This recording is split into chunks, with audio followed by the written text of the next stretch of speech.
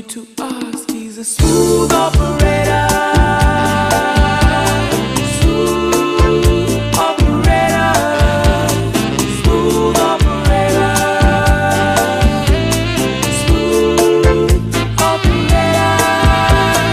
Coast to coast, LA to Chicago, Western Maine. Across the north and south to Kilago, love for sale.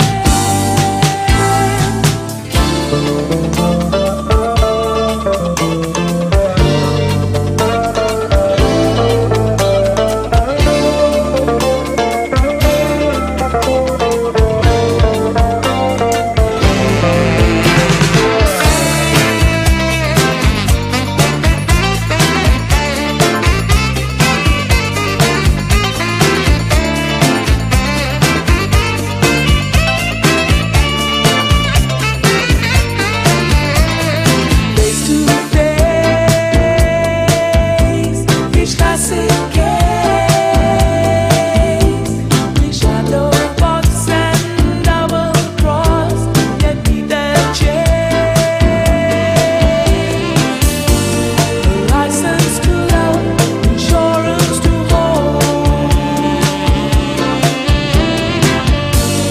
Mount on your memory, change into gold.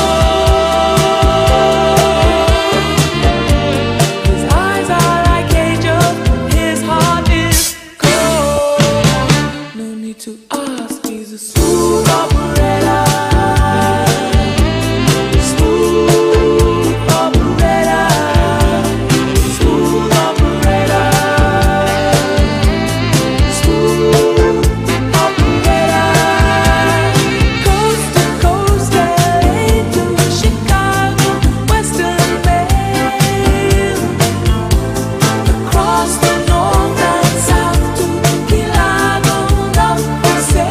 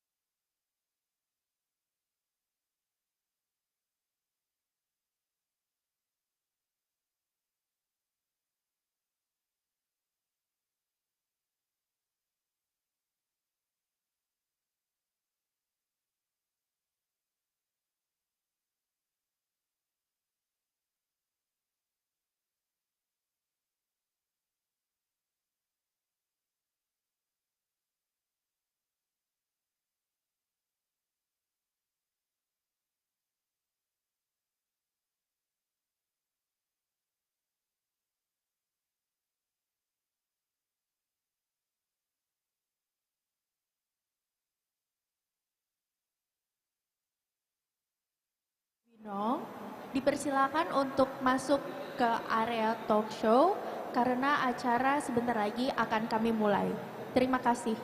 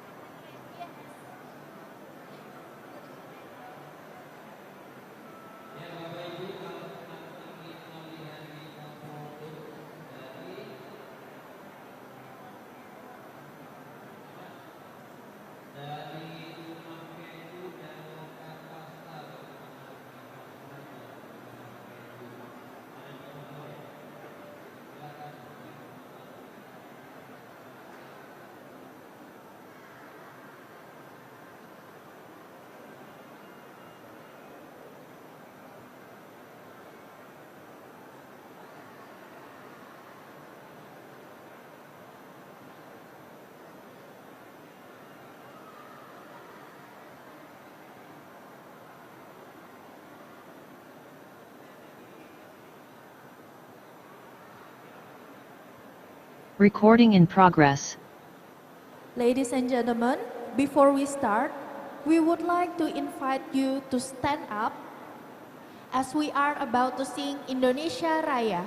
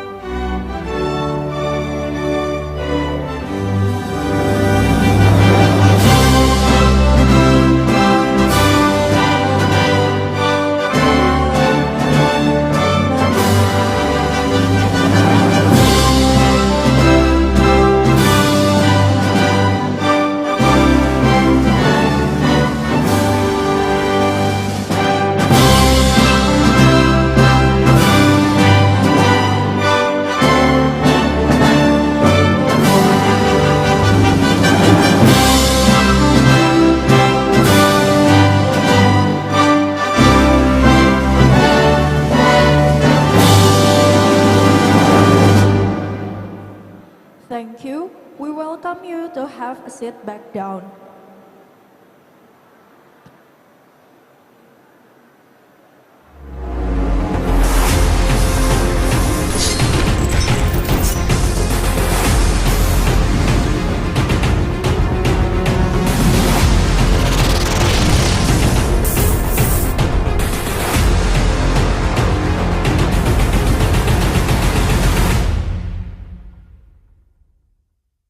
Assalamualaikum warahmatullahi wabarakatuh. Ladies and gentlemen, esteemed guests and friends from around the world, a very warm welcome to Inari Expo and Indonesia Electric Motor Show 2023. My name is Arini Mulia, your host for this morning talk show. It is an absolute honor to stand before you as we embark on this event of insight sharing and collaboration. Today we are privileged to be joined by all of you. This talk show, Satellite Constellation for National Development, will discuss the topics from various perspectives. Multidisciplinary and multinational speakers will present us valuable knowledge such as technical specifications, the potential contribution of satellite technology to national development, potential partnership with national and international industries, and challenges to policy strategies. This event also serves to encourage the implementation of the Nusantara Satellite Constellation program as well as to support the 29 APRSAF.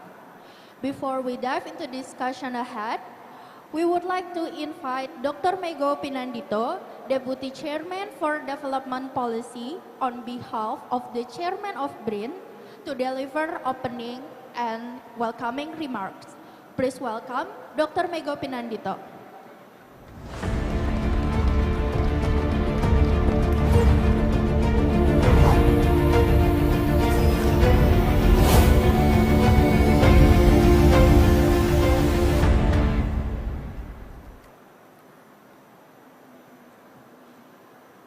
Bismillahirrahmanirrahim. Assalamualaikum warahmatullahi wabarakatuh. Selamat pagi Bapak dan Ibu semuanya. Sebelum kami mulai masih banyak tempat kosong.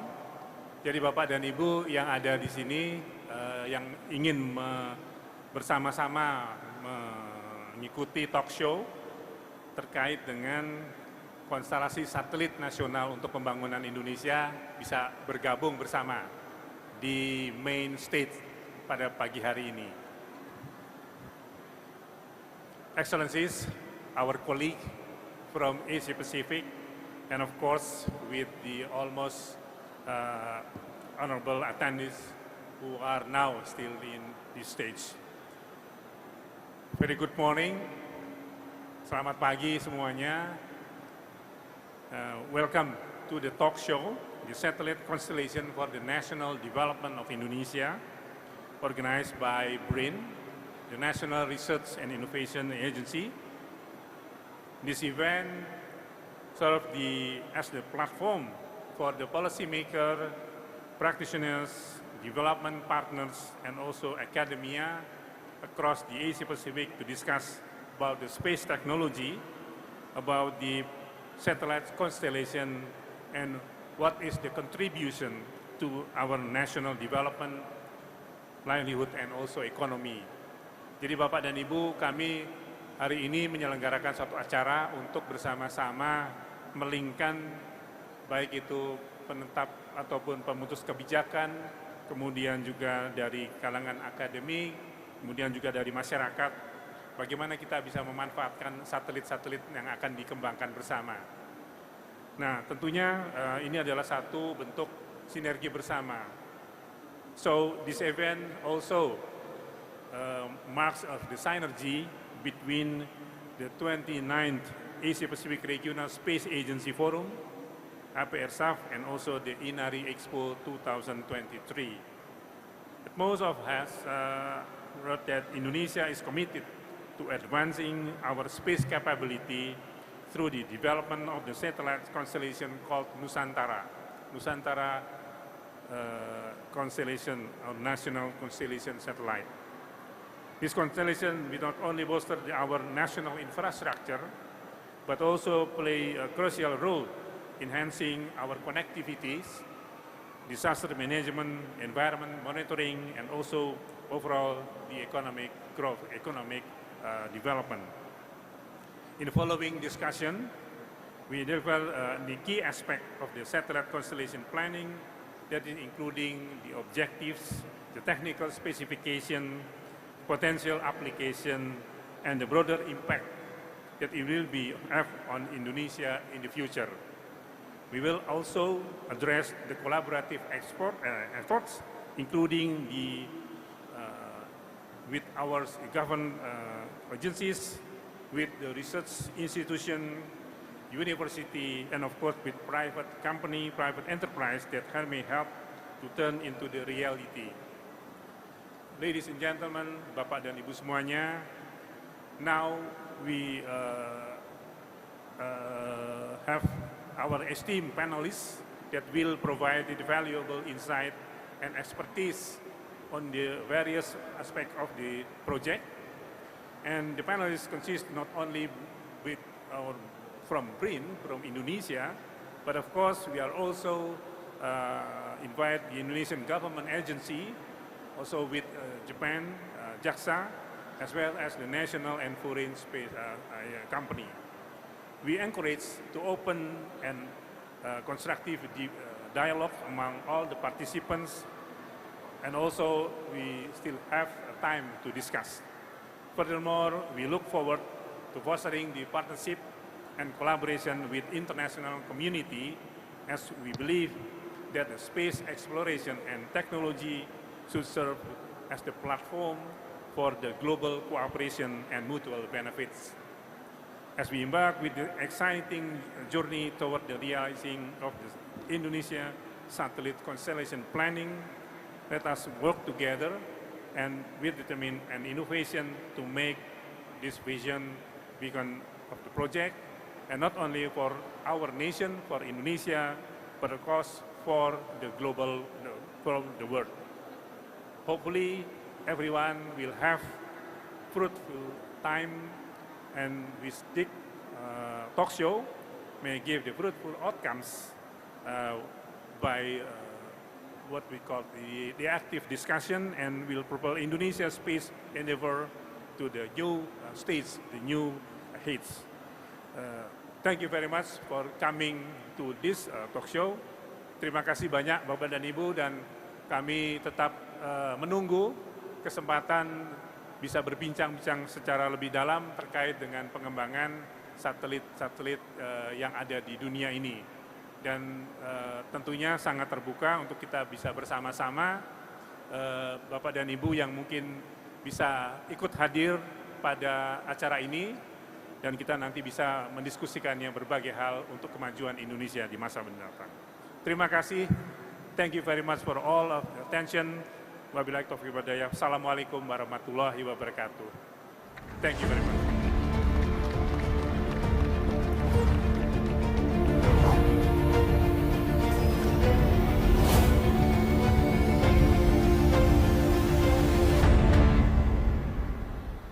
Ladies and gentlemen, let's continue to our main event, that is the talk show.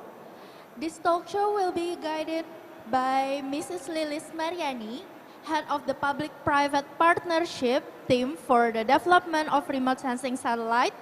We also have some experts to increase our understanding on satellite constellation, as well as strengthen potential collaboration between stakeholders. So without further ado, we humbly invite Mrs. Lilis Mariani to guide us to discussion ahead. Thank you.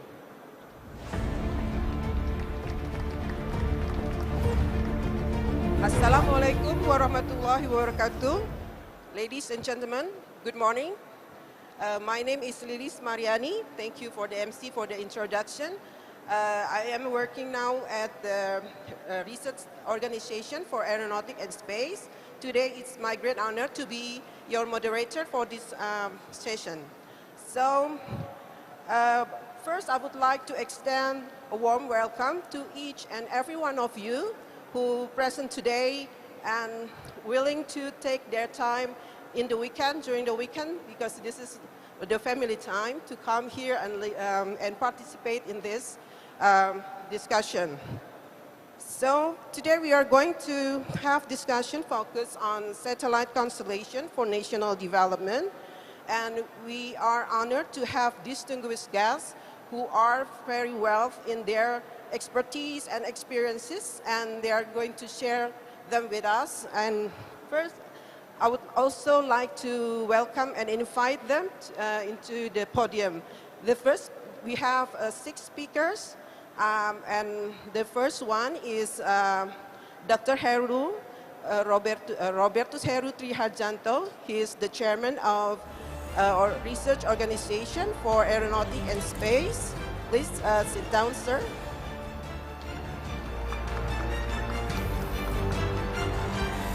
And the second speakers will be Insinyur Herjon Panggabean from the Ministry of Agrarian Affairs, And then, please, sir, come to the podium.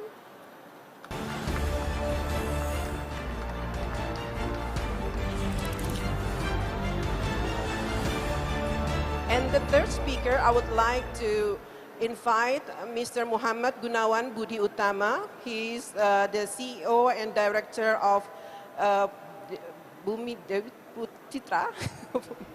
Please take your seat. And he's from the industry. And we also joined by our international partner from Japan, Space Exploration Agency, Mr. Akira Kosaka, please. Welcome, sir.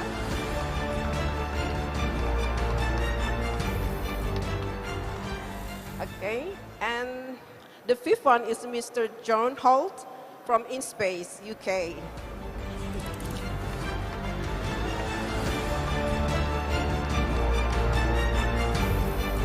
Actually, we have also a guest panelist that will be presented her introduction speech from Zoom, via Zoom, Dr. Andri Mardia from Babenas. I hope, okay. Selamat pagi, Ibu. Selamat pagi, Mbak. Ladies and gentlemen, as we gather here, we recognize that Indonesia is a vast and diverse archipelago, right? So it necessitates us to have a comprehensive understanding about our land, our seas and skies, to have for effective decision making. And we also have like the SDGs mottos that there's nobody left behind. So space technology is become essential for our nation connectivity and also for sustainability in our national development, also national security. So to answer all these kind, as you may know, that BRIN has initiated a program called Satellite Constellation for National Development. So we hope this satellite constellation will also revolutionize our various sectors, from communication and then also for agriculture, disaster management, and also for environmental monitoring. Today, our objective here, we are going to not only to find out the information from our expert here, but we also try to collectively envision the trajectory forward, how to do this, satellite constellation for Indonesia. So that's why I would like to invite all present here and via Zoom to participate and ask questions and share your thoughts for the benefit of our satellite constellation program. Thank you. And our agenda, ladies and gentlemen, we will divide, and each speaker will present their ideas and perspective in 10 minutes. And then after that, we are going to have interactive dialogue, right? And hopefully there will be a lot of questions and answers. That's all. Let's start. For our first speaker, Mr. Heru Trihadzanto. Okay, before that, I would like to read his CVs. Dr. Heru graduated from Aerospace Engineering. His BS is from North Carolina State University and master degree from Texas A&M, and finally the doctor degree is from ITB. Currently, he's working as chairman of Research Organization of Aeronautics and Space, and previously he held position as a acting director for Research and Innovation Infrastructure Partnership. And prior to that, he has held several positions as an engineer and also as director of Center for Aerospace Policy Studies. Please, sir, the time is yours. Thank you very much, moderator. Good morning, distinguished delegates from APRSAF that was present here as well. Bapak Ibu sekalian yang terhormat, Pak Herjon, Mas Gunawan, Akirasan, and Tony, also Ibu Andri who are joining us online. So the problem with remote sensing services in Indonesia, because BRIN is the institution that provided remote sensing services for the government, is that we have more than 5 million kilometers square to cover. So the needs is for the data is very fast.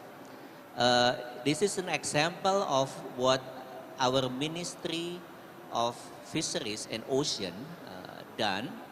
A few years ago, this image was taken. It was a scan from a radar satellite for them to identify illegal fishing. Illegal fishing in Indonesia, estimated by the Food and Agriculture Organization, is cost about has cost us about 500 trillion rupiah per year, and the Ministry of Fisheries and Ocean is using AIS and radar satellite to identify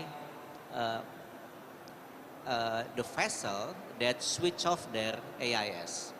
And the problem with the monitoring system is that the available radar satellite is in polar orbit. So the revisit for Indonesia is every 20 days. And we know there are three areas which the fishing zone are mostly populated in Indonesia. And when they overlay with the AIS, you can see the picture on the left is the the vessels that switch off their AIS. It can be detected by radar, but they are not emitting any signals to show their identity. So those are the typical ships that make illegal activities. In addition to that, please note that this is 3 million kilometers square of ocean that we have to cover. The other 2 million kilometers square is the land. What did we do? We are developing crop monitoring system. For example, the one that we have finished is for rice, for paddy, and every 2 weeks we have to update the nationwide rice crop growth status to the Ministry of Agriculture. So the work is very extensive so that the government could predict whether in the next month or next 2 months there will have a surplus or deficit of a food stock. And not only that we have to monitor the rice, but also there are other commodities like palm oil, for example, and corn, and sagu, and many other things. And another application, another remote sensing service that we have to do is for the mapping. It is mapping is the most demanding application that we serve right now because the nation need to the mapping agencies need to update their map every year in very high resolution. And this is among other, our colleague from ATR is also the users of that baseline map to make the land certificate and make the planning for the land use. In addition to that, the very high resolution is used also to map the slum areas. This is the pilot project that we do. We have done in 2 cities, in Bandung and in Makassar. This project was funded among other by UNSCAP and Indonesian government. With taking picture of the rooftop, we are, and of course data fusion with the data from the local government, we are able to make the map of the slum area in cities. And this we only done for 2 cities.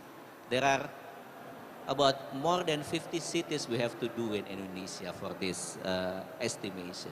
So that is why we need very extensive satellite infrastructures. Next one, please. Next slide. So this is what we are proposing, the constellation of Earth observation satellite and IoT satellite. The constellation of Earth observation satellite will consist of 4 high resolution and very high resolution satellite in polar orbit, of course, in SSO.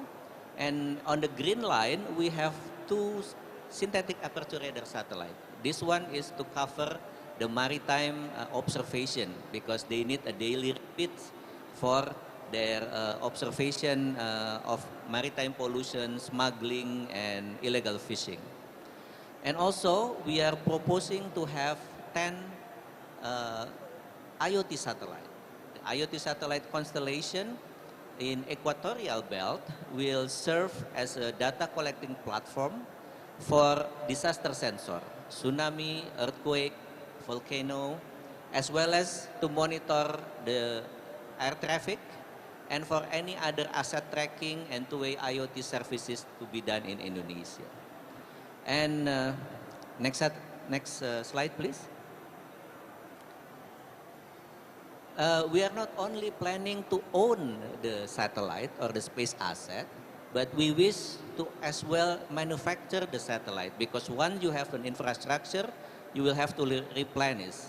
The satellite for remote sensing, for example, will only last for about 5 to 7 years. So we wish to build the space industry in Indonesia. We want to go upstream, what we used to call it. And do we have the capacity? We believe that we do. First, we have the potential manpower. Before that, the one on the left is the first satellite of the constellation. It's called NEO-1. It will be launched on the second semester of next year. It has 5-meter resolution of multispectral imagers and also IoT payload that to test the IoT payload that will be developed for the constellation. We have also the initial infrastructure. On the right side is the infrastructure of BRIN to develop a 150 kilogram class satellite right now. And also we have the LEO satellite operation facilities with the ground station in Biak, the one that is shown in the picture, and as well in Bogor. The one on the left is the young people. These are the university students, the one on the bottom that make a CubeSat, a small satellite that was launched last year by the International Space Station. The one on the top of that picture is the students that was awarded 2 days ago to have their software uploaded in International Space Station to be tested with the free-flying robot there. So the talents is here. Indonesia has a lot of young people that we can train to be able to become the human resources for our satellite industries. Do we have the potential industries? Yes, we do believe. Those are the logo of the 3 big satellite operators in Indonesia. PSN, BRI is the only bank that owns satellite in the world, and Telkom, of course, which most of our mobile phone is operating on. And we also have electronic manufacturing land, and we have very strong stakeholders. We have the mapping agencies, we have the Ministry of Fisheries, we have Bapenas, of course, as the that will provide all the development, the data for all the development policies. We have the Statistics Bureau, Ministry of Forestry, Agriculture, of course, and on the bottom are the 3 institutions that will enable for the project to run, which is the Ministry of Finance, the infrastructure guarantee fund, as well as the Bappenas, the Ministry of Planning Agency. So yes, the idea is Indonesia is about time to have its own remote sensing space asset, and we are about the time as well to be able to build satellite industry so that we could generate high value added works in Indonesia for our next generation. Thank you. Thank you, Dr. Heru, for your informative introductory speech on our satellite constellation that consists of 19 satellites that will aim at Earth observation, conducting Earth observation, and also facilitating Internet of Things. Okay, let's move on to the second speaker. That is from Insinyur Herjon CM Panggabean. He is the Director of Measurement and Basic Mapping and Space from the Ministry of Agrarian Affairs and Spatial.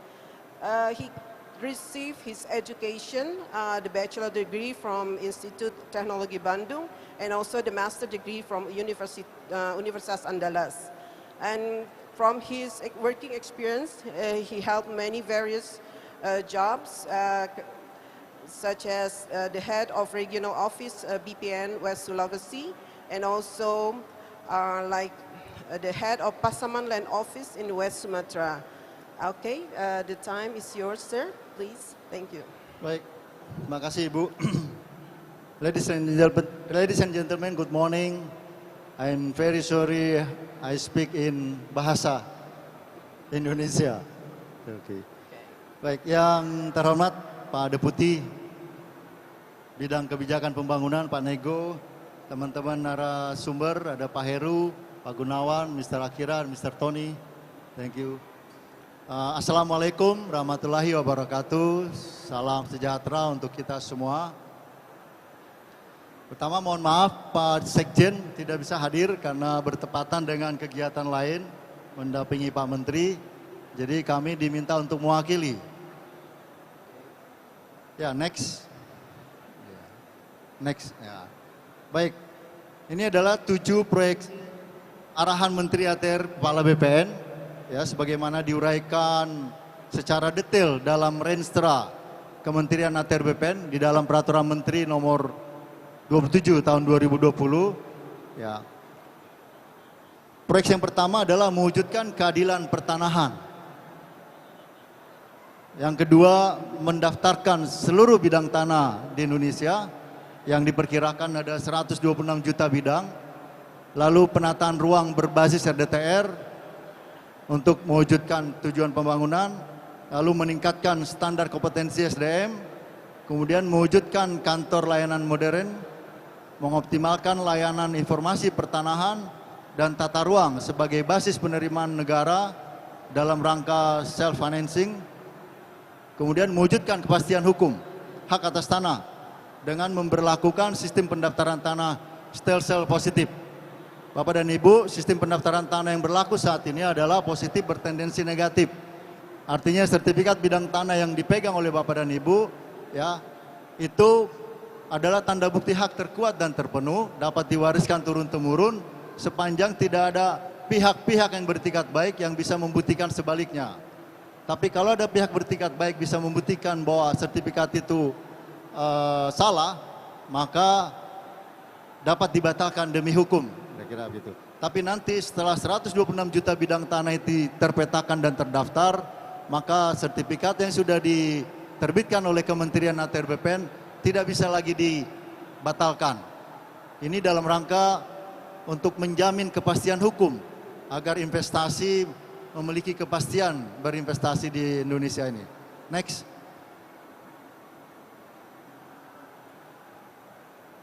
Bapak dan Ibu, inilah kondisi kuantitas data pertanahan tahun 61 sampai 2016, ya, sebelum PTSL. PTSL adalah pendaftaran tanah sistematis lengkap, ya. Dulu Prona, tapi sekarang tidak ada lagi istilah Prona itu, yang adalah PTSL. Bapak dan Ibu, tolong kita ketahui bersama, ya tidak ada lagi istilah Prona, yang ada PTSL. Ya, sejak 61 sampai 2016, 55 tahun, itu hanya terdaftar 31%.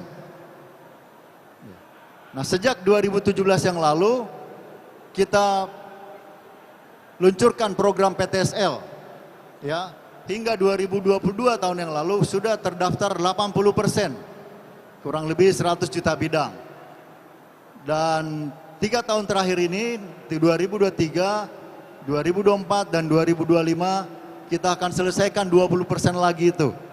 Sehingga 126 juta bidang tanah yang ada di Indonesia bisa terdaftar, bahkan diharapkan bisa bersertifikat. Yang di bawah diagram sederhana itu menunjukkan kepada kita semua target 2017 dan realisasinya, lalu 2018, 2019, 20, 21, dan 22. Dan rencana untuk 2023 ditargetkan 5,9 juta bidang, 2024 dan 2025. Sehingga 2025 nanti seluruh bidang tanah sudah bersertifikat. Dengan demikian maka kita akan menerapkan stel-sel positif.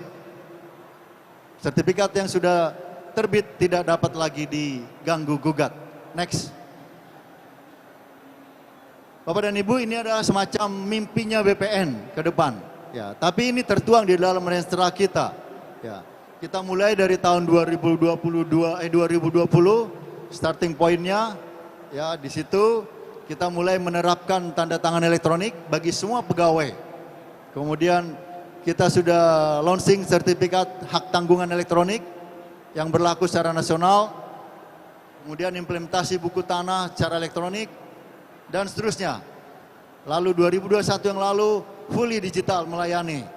Ya, jadi layanan masyarakat seluruhnya secara elektronik. Kemudian 2022 era informasi dan inovasi, ya kita udah perkenalkan 3D kadaster dan RAIC. Ya, lalu 2023 tahun ini adalah monetisasi informasi.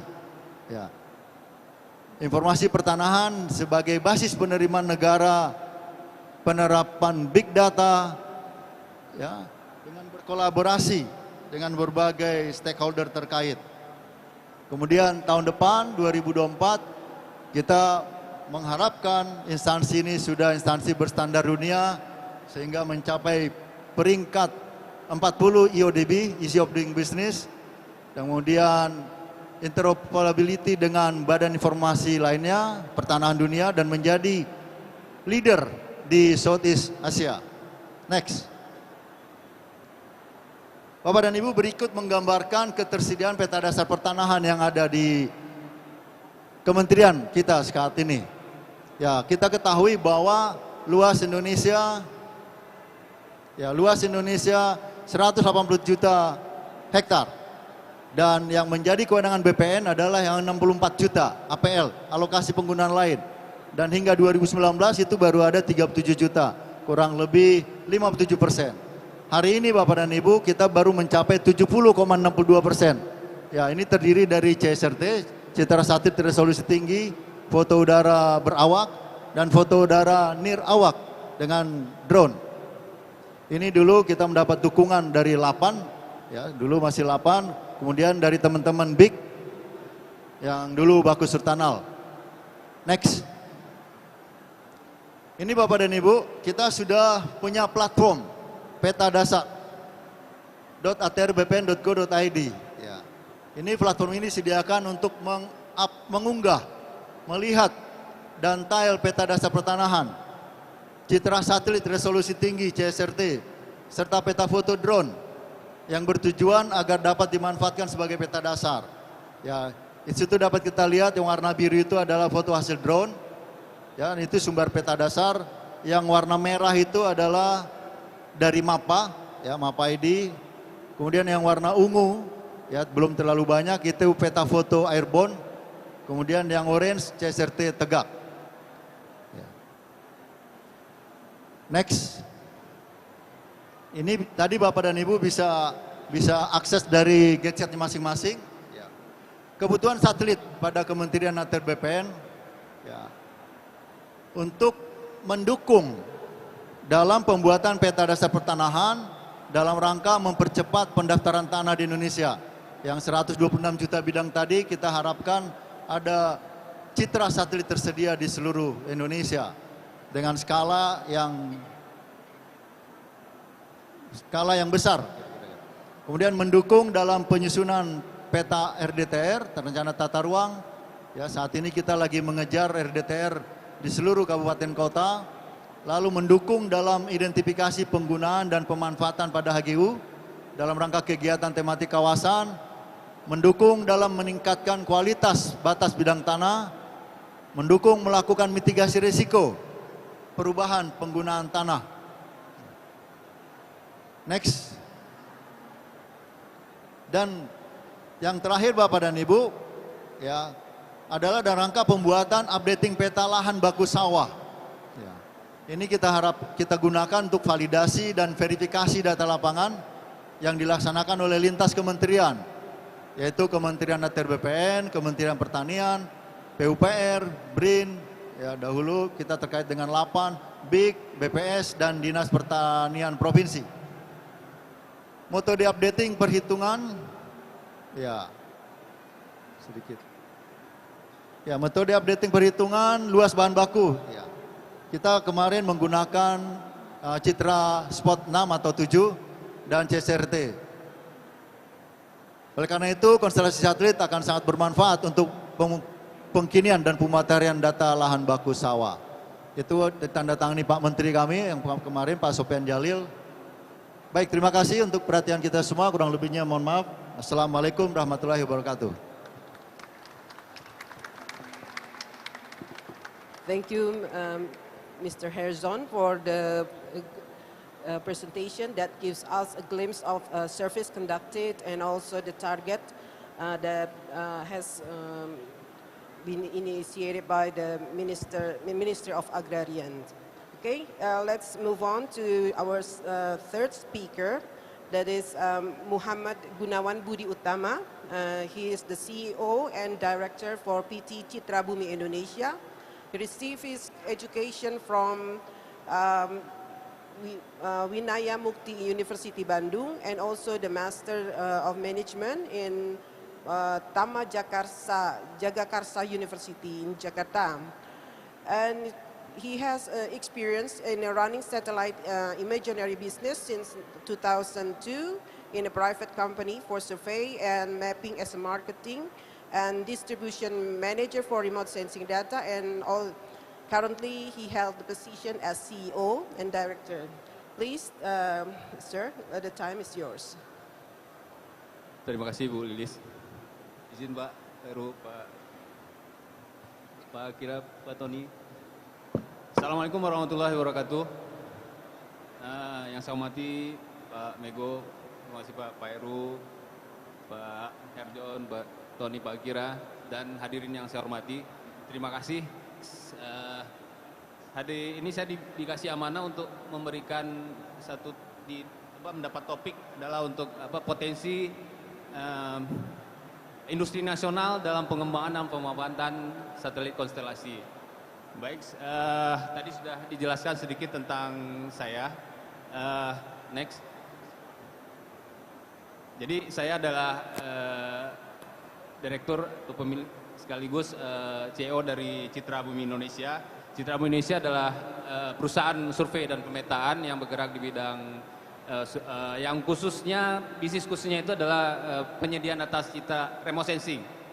Nah, di dalam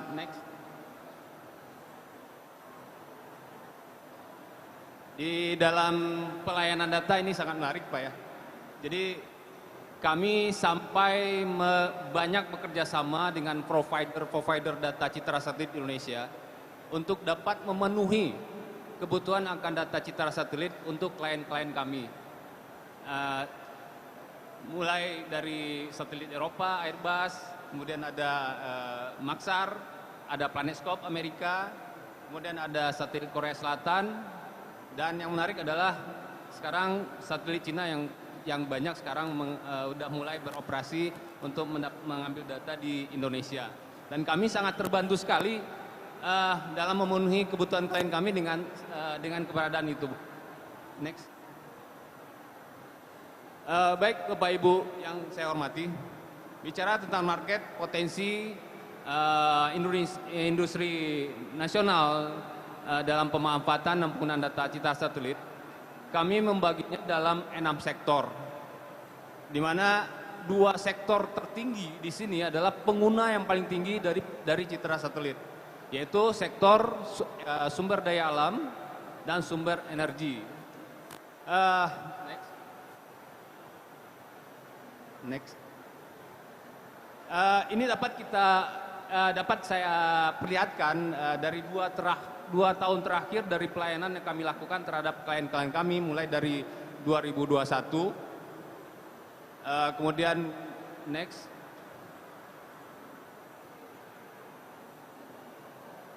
2022, dan kami bandingkan,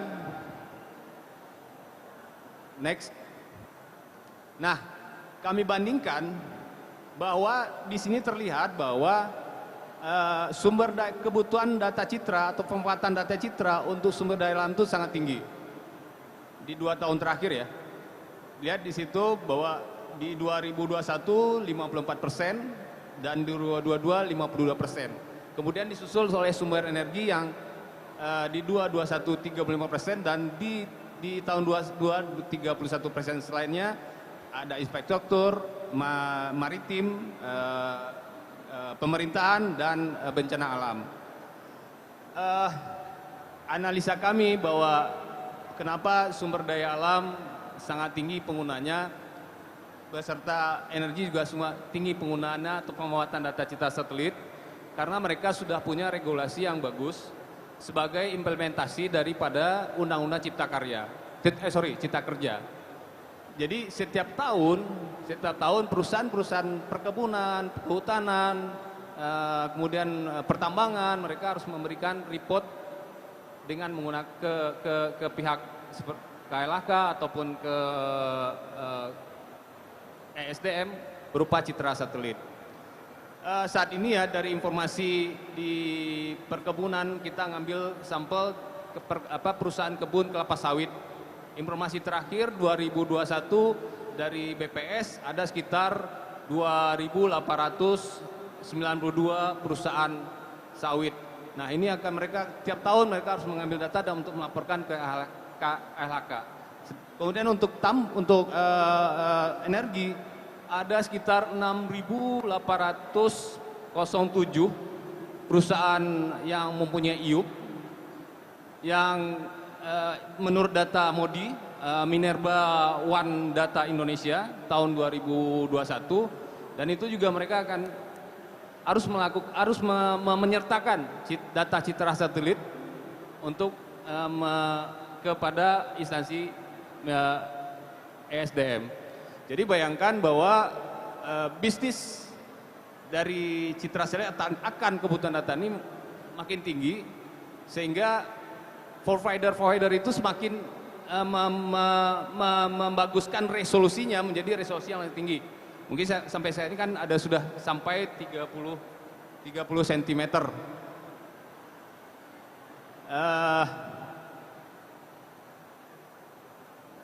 Jadi saya dengan adanya konstelasi satelit 8 ini, BRIN ini akan memperkaya ketersediaan data di Indonesia dan akan sangat bagus bagi perkembangan baik dari 6 sektor tadi. Mungkin demikian yang dapat kita sampaikan. Terima kasih.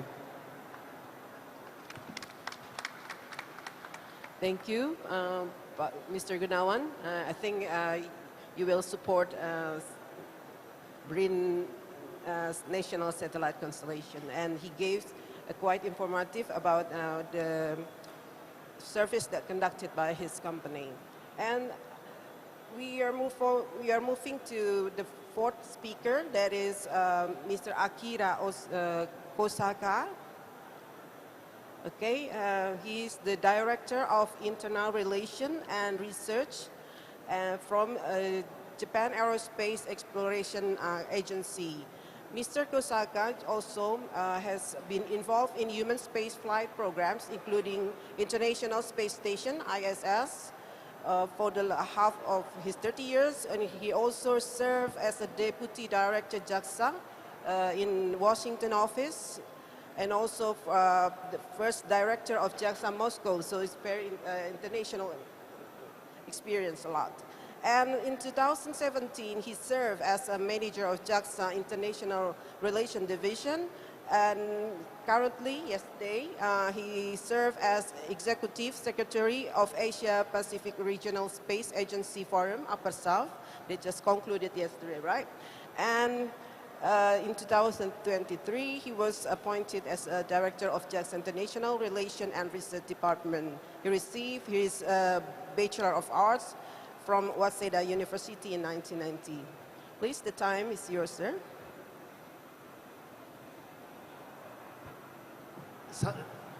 Selamat pagi, namaku Kosaka Akira.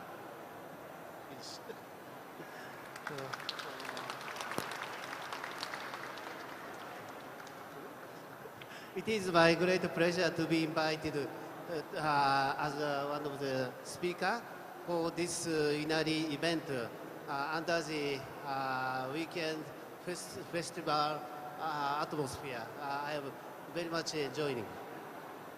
First, I would like to introduce Asian Pacific Regional Space Agency Forum, APRSAF. APRSAF was established, please change page. APRSAF was established in 1993, led by Japan. As a widely opened platform, it has been held annually together with the international partners in APAC region, aligning itself with the growth of this region.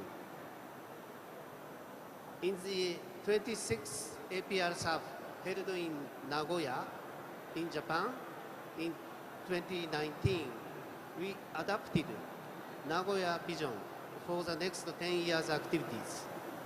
Last year, APRSAF 28 in Hanoi, Vietnam, saw the largest increase in the number of participants from the private sector, the driving force behind innovation, accounting for 44% of all participants. And APRSAF is steadily becoming an increasingly diverse regional platform. Next page, please.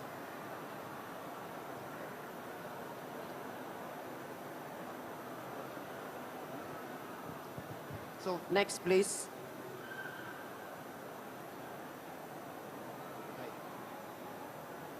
This week, from Tuesday to yesterday, we hold the APRSAF 29 at BRIN headquarters in Jakarta, with the theme of accelerating space economics through regional partnership. We brought up this theme because we realize we are going through a structural change happening at a global scale. The trend of commercialization of space activity originated in the United States spreads across the border to other regions and many APAC countries and regions. Step up their efforts to realize the innovations through space, as in China, India, Republic of Korea, Australia, Turkey, UAE, Singapore, Taiwan, and so on. In this year's APRSAF, more than 500 people coming from 25 countries participated in this event with a variety of backgrounds from both public and private sectors, as well as academia, where we had an annual activity report and discussions on how we proceed in the future. You can see on the screen some of the photo of our plenary session. The big gathering in the BRIN headquarters conference auditorium room. Dr. Handoko, chairman, made opening remarks, and Dr. Mego served as general co-chairs, and Professor Elna-san served as co-chairperson of the executive committee together with me. Thank you very much for your strong support to well organize this event. And right side, Dr. Helsan made a country report representative Indonesia. Next page, please.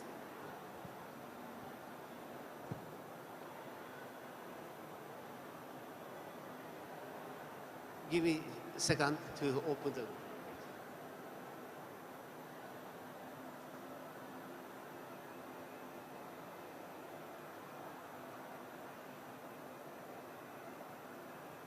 Here, I would like to cite from the joint statement we adopted yesterday afternoon. In this statement, we confirmed that first, APRSAF recognizes that it will continue to further enhance partnerships, cooperation with space agencies, user agencies, international organizations, and development assistance agencies to ensure its sustainable activities. Second, the resulting convergence of space technologies with non-space technologies, such as terrestrial IoT technologies and services, is beginning to deliver new values for solving social issues. This means we developed a common understanding on the significance of partnership among diverse players and diverse technologies. We also shared the importance of accelerating space economy through regional partnership. Next page, please.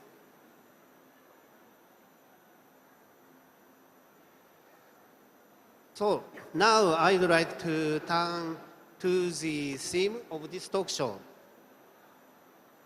So we have a question widely shared among the developers and beneficiaries of Earth observation satellite here.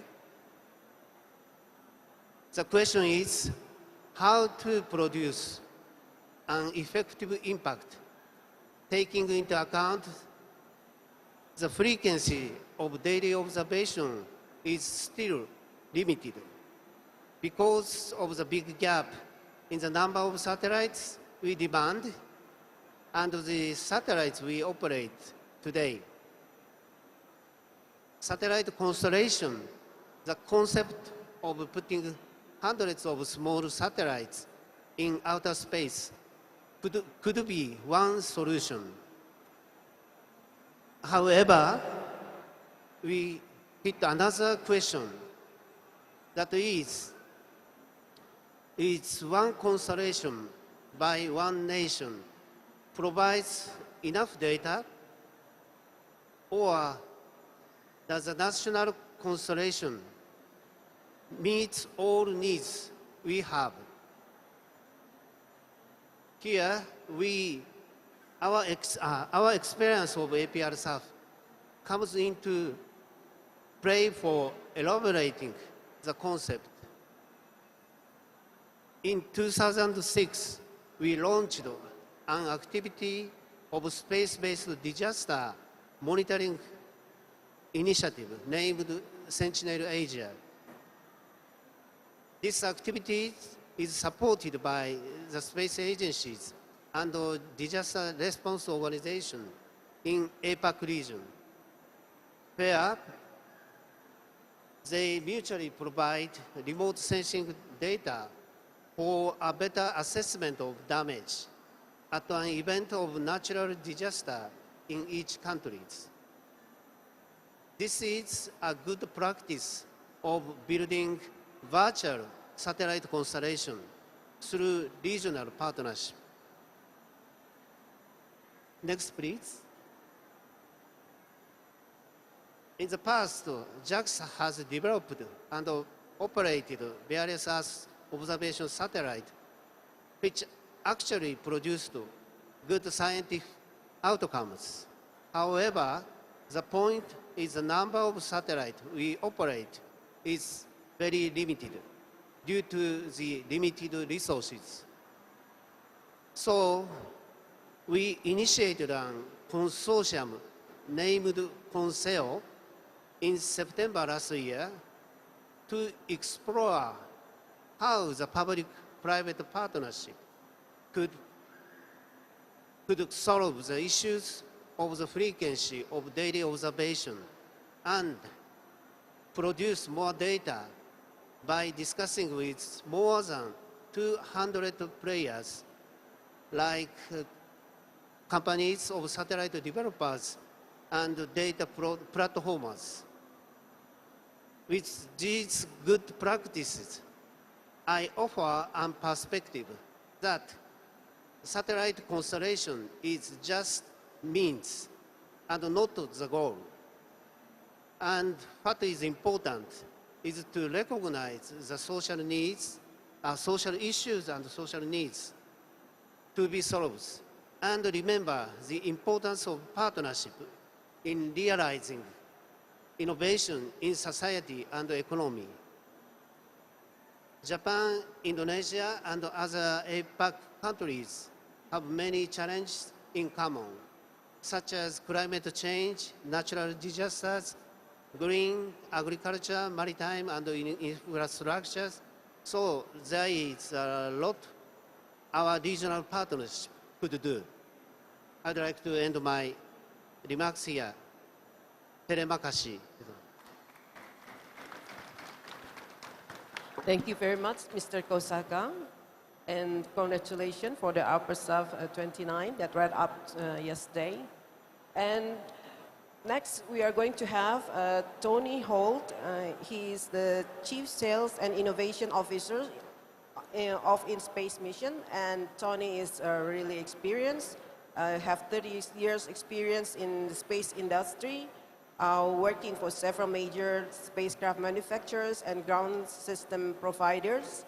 And Tony also has started his careers in system and AOCS engineering, also has a lot of experience and have 2 patents. It is a great pleasure to have you here. And prior to joining In-Space Mission, Tony was the engineering director at Surrey Satellite Technology Limited, responsible for all spacecraft and ground segment engineering on project delivery and R&D. Please, sir. Thank you very much. Thank you. Selamat pagi. I'd like to thank BRIN and JAXA for giving us the opportunity to sponsor and join this event. Thank you very much. So I don't have any slides, I'm going to talk.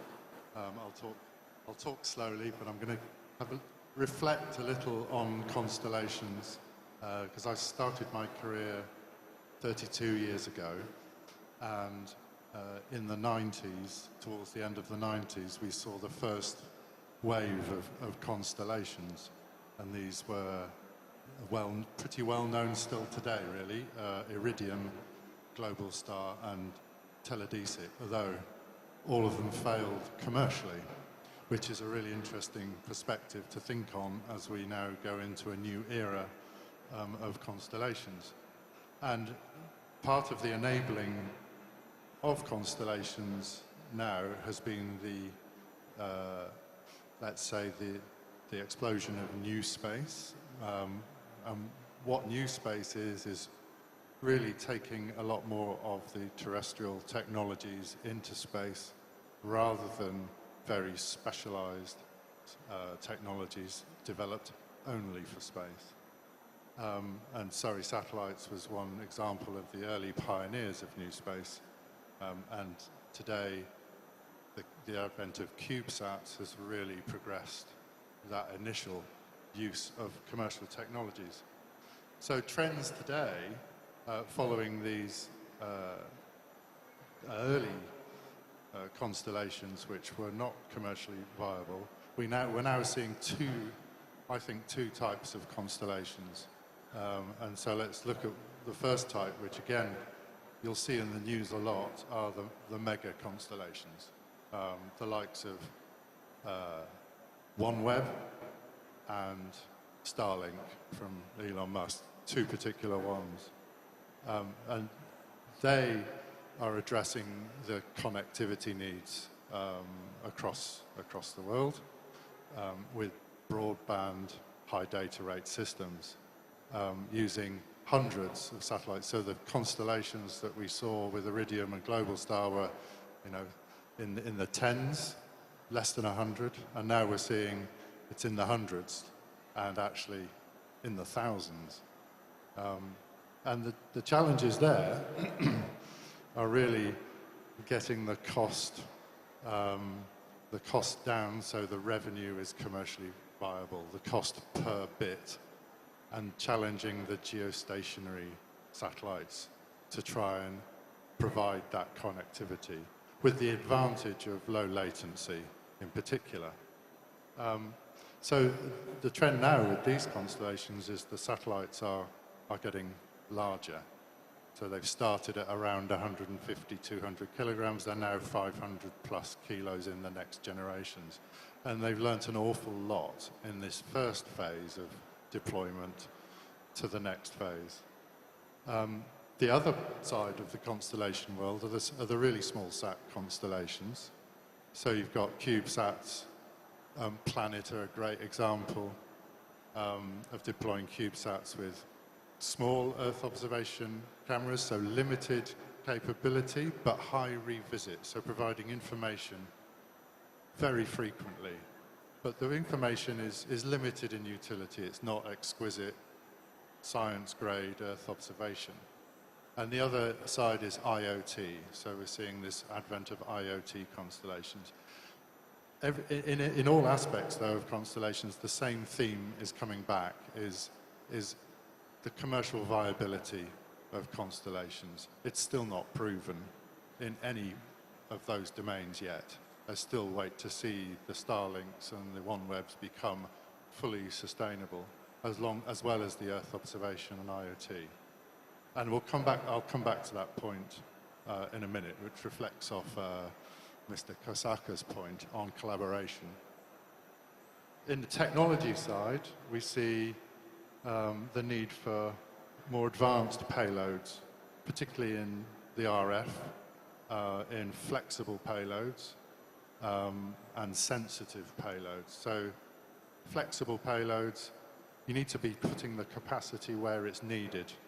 And so if you launch with a fixed set of capacity, you'll find that some beams saturate very quickly and others are wasted.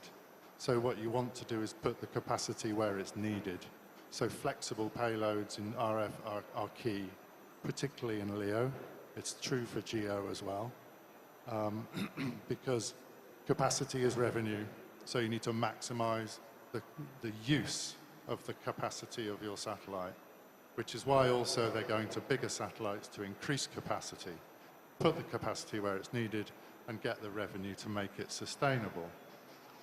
The other aspect is then being able to repurpose, reprogram, and adapt payloads, so software-defined radio, and also do processing of your signals on board, your information on board. And then we come to Earth observation.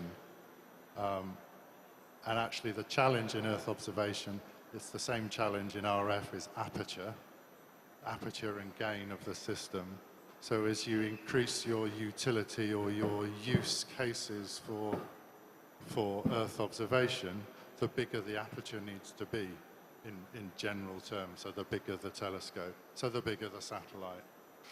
And so off the back of that, we are also seeing multi-sensor deployment, because if you want to launch a satellite, the cost of launch is expensive, the cost of production is expensive, the cost of operation is quite low, particularly compared to Earth observation using aircraft.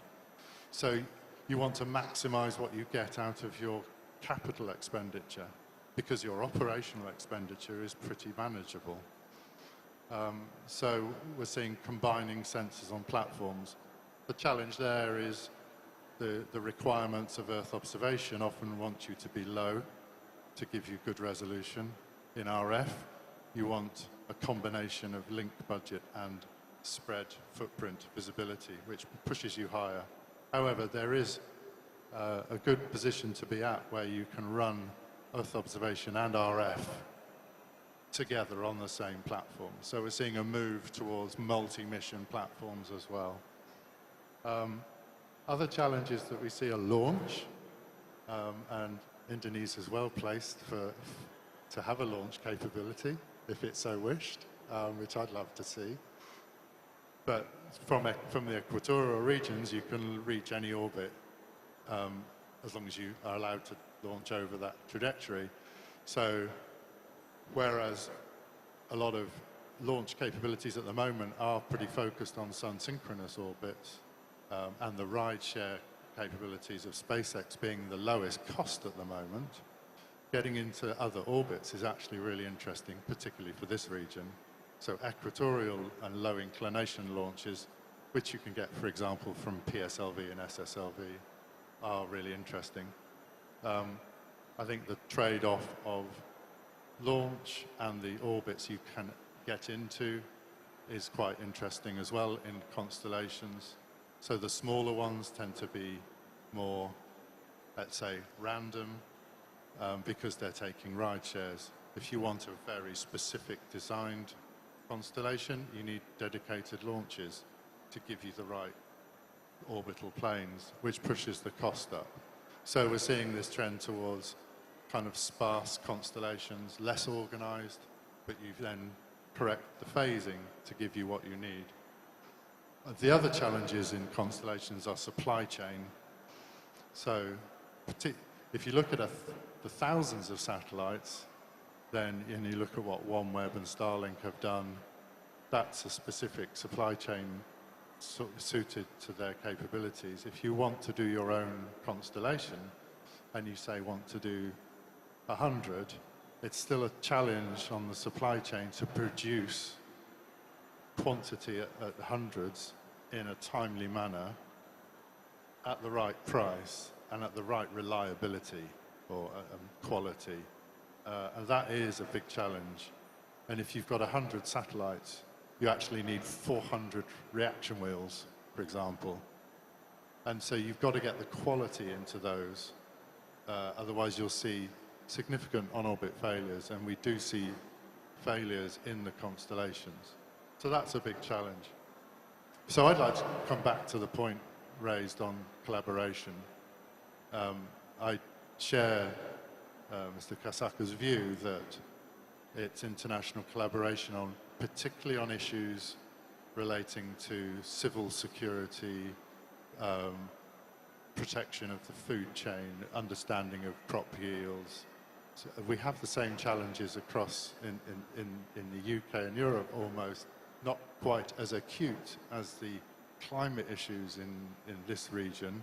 We still have them, but we do have common objectives in maritime, in climate monitoring, in understanding and securing borders, and actually making sure our economic zones are well managed. And so we in space with BAE Systems, our owner, have a system we are investing in, which is geared toward what I call a federated system, where we collaborate, but make sure our own regional interests are addressed, which means we may have some specific missions, satellites you want to fly in region, but you can also make use of a wider system where we have an agreement in sharing that capability, so a federated capability. And then you can I love the IoT system in equatorial orbit for Indonesia. You look at how it just makes perfect sense.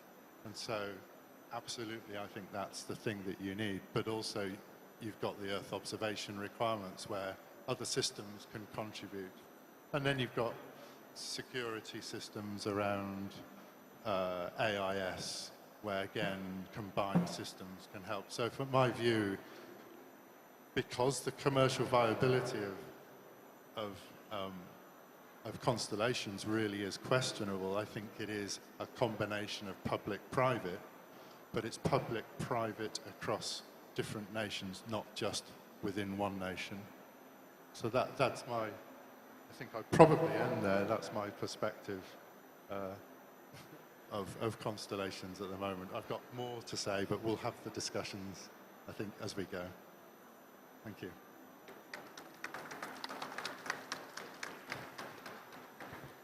Thank you very much, Mr. Holt. It's very informative, and there are a lot of technical aspects. I hope our friends from Satellite Center will take notes. Okay, let's move on to our final speaker. She is from, okay, her name is Dr. Andri N. Armadia, from the Director for Higher Education, Science and Technology. She received her degrees from ITB, the Bachelor of Engineering, and then the graduate study. She received it from Monash University, and also the doctorate degree from University of Leeds. And she's very active in publication.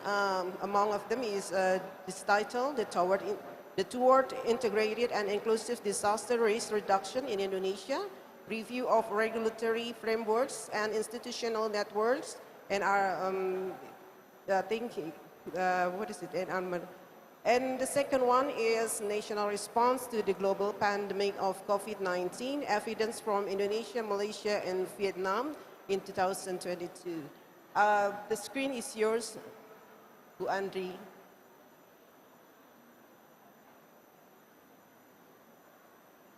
Okay. Thank you.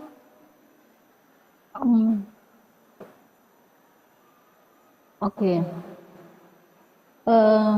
This is a quiet blessing in disguise for me to become the last speaker, actually.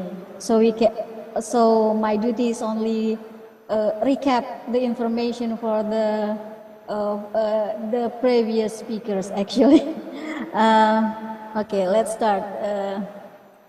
Morning, Pak Robertus and other speakers, and also ladies and gentlemen. Assalamualaikum warahmatullahi wabarakatuh. First of all, I would like to say thank you for the opportunity to share our thought regarding satellite constellation and its advantage in development. I will divide my presentation into two parts. The first part is I would like to share the general information in relation to the benefit that Indonesian will get from developing the satellite constellation. And then the second part, my colleague, Mr. Ade, will explain further regarding the financial scheme that can be accessed, and then what is the requirement for that. I will give the introduction first. In my understanding that the rising trend of satellite constellation is come from the benefit of itself, is such as providing broader coverage of the Earth. Of course, that's because they are strategically positioned to ensure that they can observe different points on Earth on different angles, allowing for more comprehensive data collection. So the satellite constellation also bear multiple mission. It's depend on the kind of the satellite launch into the constellation. Some of them is for navigation and geodesy, and then other for observation and telephony. I highlight for prominent crucial support for development, the satellite constellation crucial support for development in various fields. First of all is for navigation purpose. It's include for the transportation, logistic, and survey. And the second one is for remote sensing. This also includes for the monitoring environmental changes, studying climate patterns, and managing natural resources. The third one is for disaster monitoring response. Of course, it's including early warning system, damage assessment, and search and rescue operation.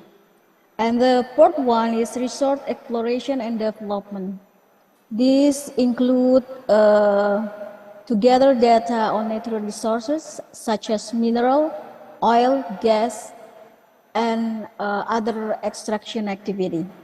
So that's for development. Others maybe have been explained by my colleague. As you know, together that my colleague, it's Bapak Agung Indrajat has already been a speaker in Asia Pacific Regional Space Agency Forum yesterday.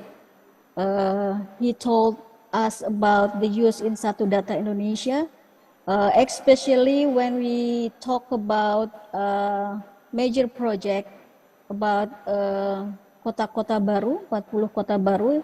The benefit of satellite imagery in the field of regional planning and development, we can classify into 6. The first one is making detailed land use map.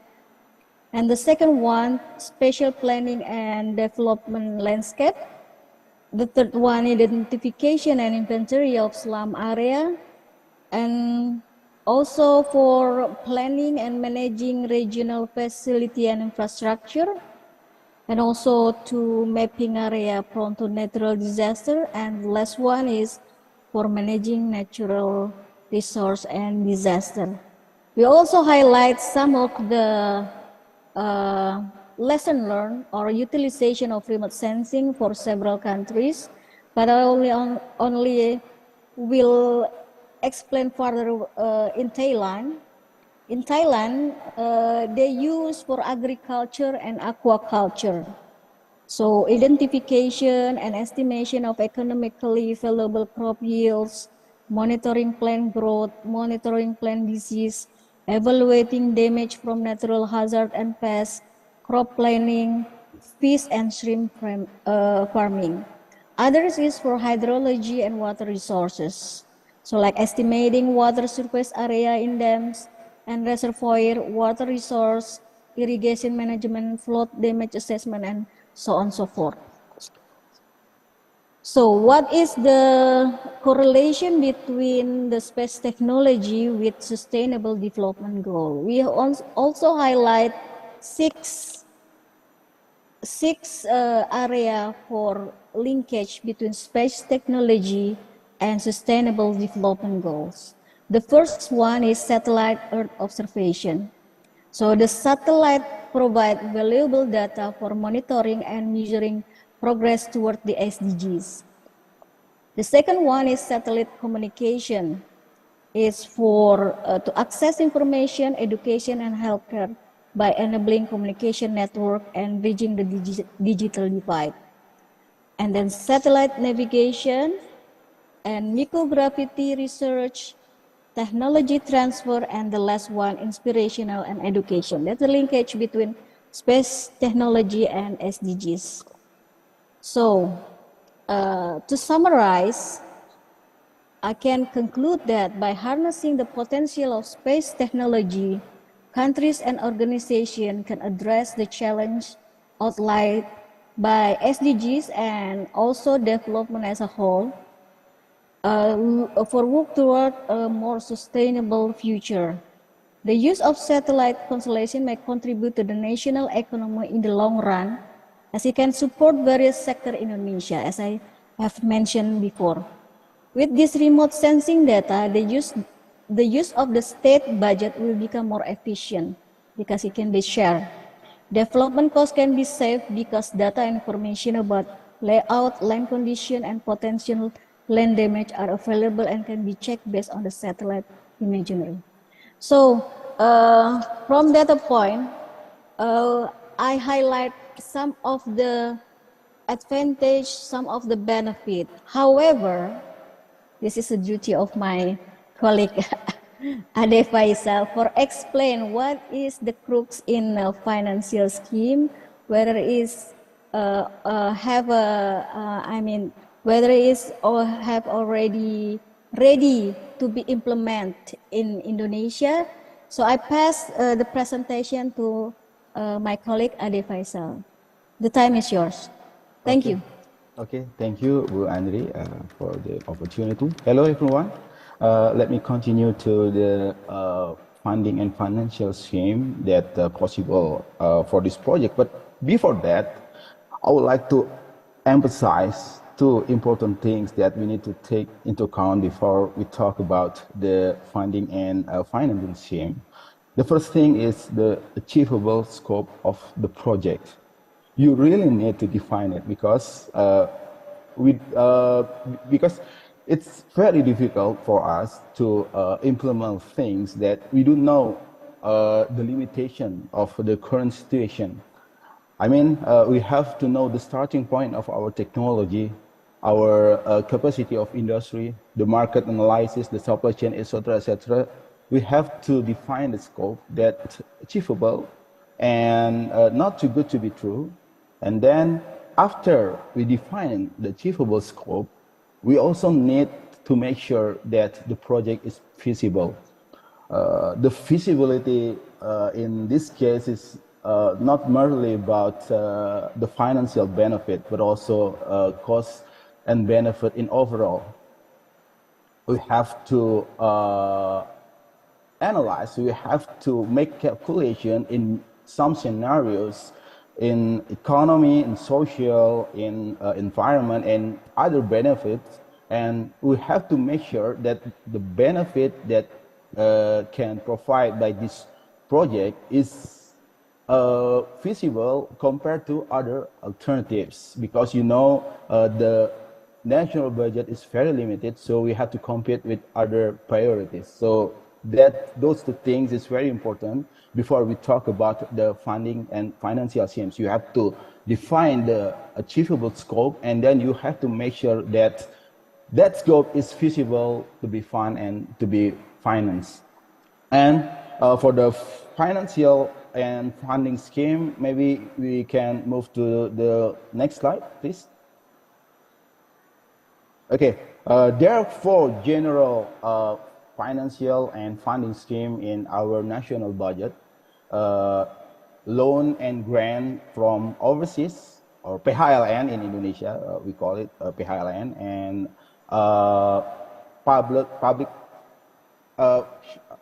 previously it is called public and private partnership, but it maybe, okay, I cannot see the slide, okay. It changed to KPBU in Indonesia. It stands for Kerjasama Pemerintah dan Badan Usaha. In English, it's Public and Business Unit and Collaboration, and also from the Sharia obligation SBSN, and the last one is the ministry budget.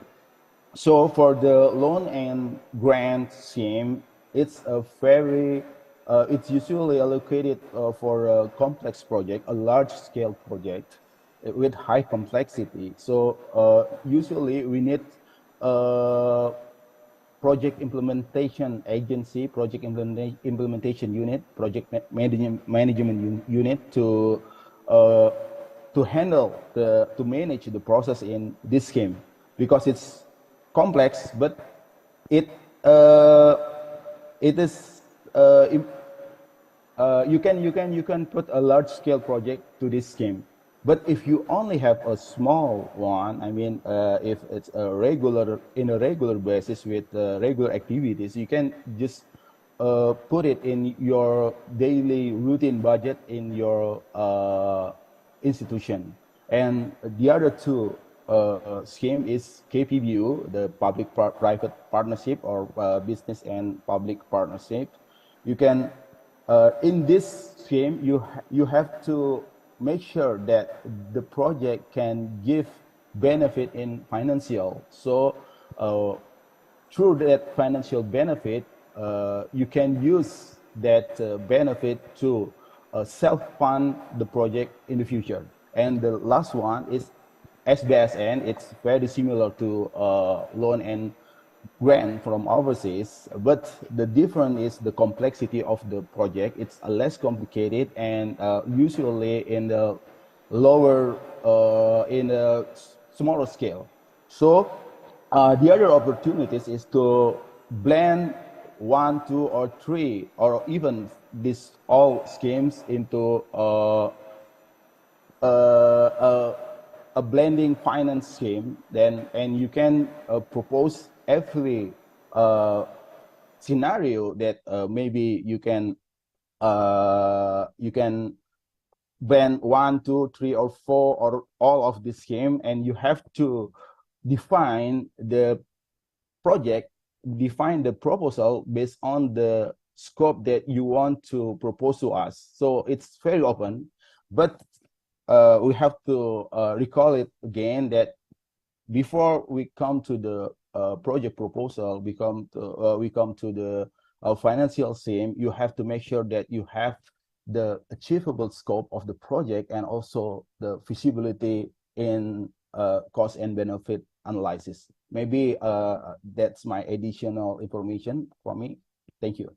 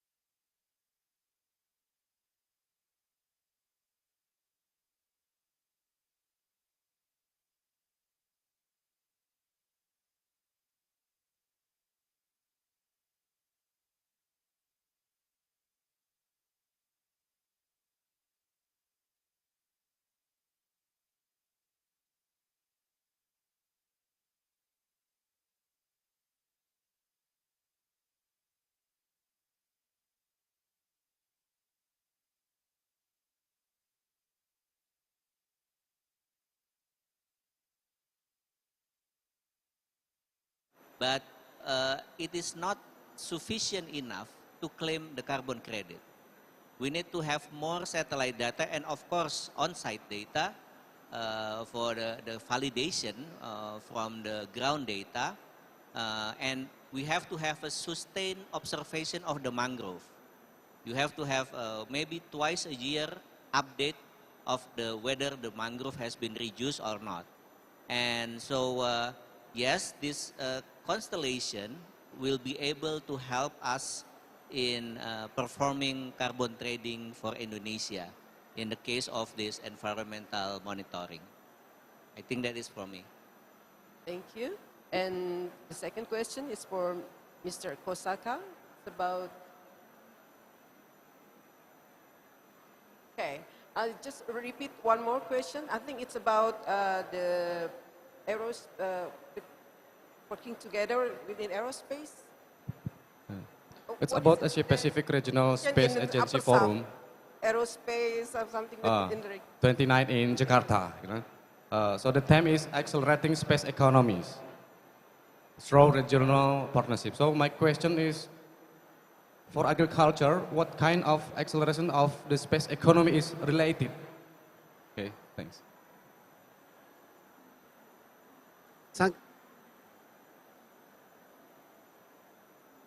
Thank you very much for your questions there. I will try to answer to your question. So by using satellite image and as well as the satellite information regarding the positioning, we can operate the agricultural machine more efficiently, effectively. So in Japan, we have an issue of the decreasing of the population in charge of the agriculture economy. So by using this kind of satellite space technologies, we will have a solution to produce the enough food for Japanese people. So this kind of solution, I believe that there are many potential to further accelerate the economy relying on space technology. Okay. Does that answer your question? Thank you very much. And is there any more question from the floor? Okay, please.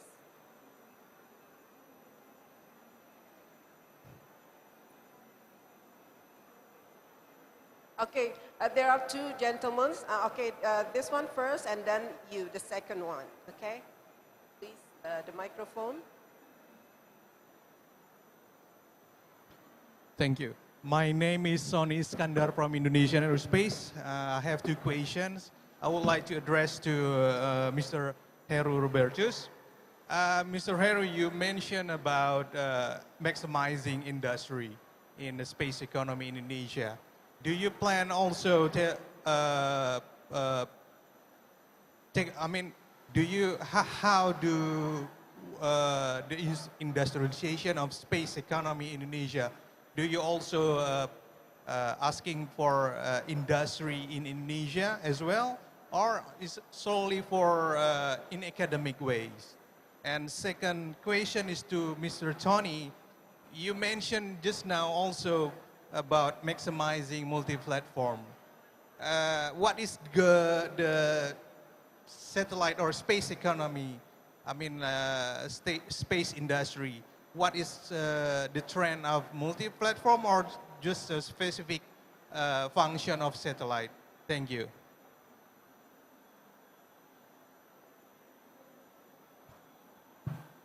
Okay, Mr. Heru, please answer the question. Thank you for the questions. Yes, we will have to involve Indonesian industries. BRIN will facilitate if the Indonesian industry wish to use the facilities, for example. We are the only one that have satellite manufacturing facilities at the moment, and it's only for a small satellite. And the APRSAF delegates will, after this event, they will come to our laboratories. And we open that facilities for any Indonesian industries, not only to the university student that has made the satellite. Any industries are welcome to come and use the facilities. So they don't have to build their own on the first few orders we are talking about. And so once they are developing in their business cycle, then they could develop their own facilities. But for right now, industries, if you have an order to develop a satellite, you are welcome to come to Bogor to use the AIT facilities, the vacuum chambers, the RF chambers, all the necessaries. Even we might rent you our ground station. So, because we are the only one that have a LEO ground station in Indonesia. Others, the company I was talking about was all geostationary satellite operators. But if you have a LEO satellite, you wish to operate it, and because this is your first industrial project, you are welcome to rent our ground station. You rent the capacity. Because LEO satellite ground station is not 24/7 like the geostationary. You can use, we can schedule the passes in addition to operate our satellite, also to operate your assets. So definitely industry has to be involved because we are not the one, our job is only developing the program and technologies.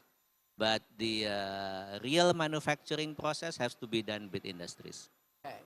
Maybe I want to add that BRIN has an open platform policy for the infrastructure, so the industry can use the infrastructure that BRIN has if interested. Okay? Now? So on multi-platform, multi-sensor systems, in the past it has been the trend that it's a one satellite, one function. Although with some of the constellations now you are seeing hosted payloads, so mixing, for example, AIS and ADBS receivers on the constellations. What we see in the future now is we are certainly running multi-sensor platforms, so being able to put multiple payloads on one platform, that's what we do, and the Faraday Dragon mission in the ASEAN region is doing exactly that and can host up to 18 payloads. And the advantage of that is it vastly reduces the cost of getting your payload into orbit and allows you to focus on the payload itself and not the platform it flies on. But also we are moving towards multi-sensing capability. We don't just want an optical image or a radar image or a capture of the RF environment. We want all three at the same time. And so with our investment, we are doing exactly that, is having a system which collects optical, RF and radar images at the same time and gives you that full view, if you like. And so we're doing that on either dedicated satellites or multi-sensor satellites, depending on the exact requirements. Radar, particularly, is synthetic aperture radar, is pretty demanding as a payload with a large antenna and a lot of power. So it's quite difficult to put different payloads on a radar satellite. It's perfectly possible, and you can also use your radar for other things, you know, because you've got a phased array antenna. But we are certainly putting optical and RF collect on the same satellites and using inter-satellite links. So it's a real mixture of technologies.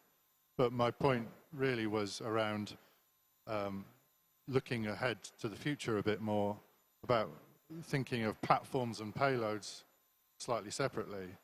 And we perhaps envisage in the future a space infrastructure that can be used to put your payload on. So we have a space station, and we don't fly one astronaut per space station, and we don't fly one payload in that space station.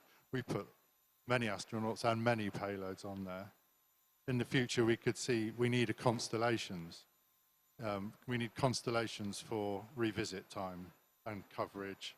And so you could envisage in the future where you don't launch a whole satellites for your constellations, but you're actually going, there's a service there, it's an established constellation of platforms, and I want to put my payload on all of them, some of them.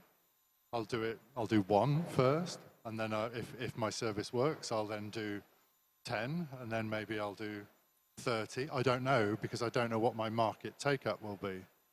So we're thinking around that kind of future, and that's where the collaboration comes in, because that kind of system could be economically viable, but I think it's a multinational system. It's not just one nation doing their own thing. Thank you very much. Is that answer your question? Okay. Next is, I think, from Japan, right? Is it? Well, my name is Masanobu Tsuji of the APRSAF Space, also the one of the participants of the Asia Pacific Regional Space Agency Forum this time. This is, thank you very much for the very interesting talk, all of the panelists. Well, my question is to Dr. Roberto Hell. Your presentation about the 19 satellite constellation is very impressive for us. I believe that this satellite constellation is very much useful for not only for the Indonesia, but also all of the nations of the countries of the Asia Pacific region, I believe. Dr. Hare, could you tell us a little bit more about the international cooperation using, especially for the utilization of this satellite constellation, please? Yes, sir. As if you see the footprint of the satellite, it is not only cover Indonesia, and yes, it will also. We are also promoting this to our colleague in Southeast Asia. We are talking to the Thai, to the Singaporean, looking for the way we could partnership in this idea, because we are not the only one that will be served by this.